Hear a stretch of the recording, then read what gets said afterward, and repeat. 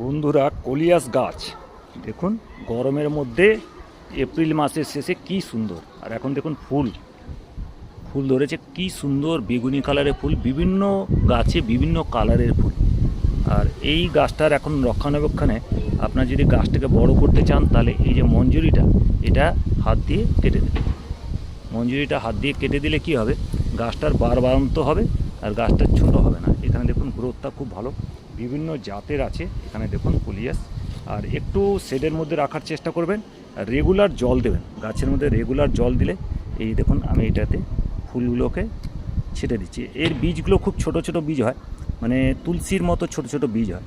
So এই ধরনের coleus আপনারা যদি লাগাতে চান, তাহলে কলিয়াস গরম থেকে একটু বাঁচান, শেডের মধ্যে রাখুন। আর এই যে বীজগুলো যেগুলো আছে সেগুলোকে, ফুলগুলোকে ছেটে দিন, তাহলেই গাছ আপনার খুব ভালো থাকবে। কলিয়াস খুব ভালো গাছ।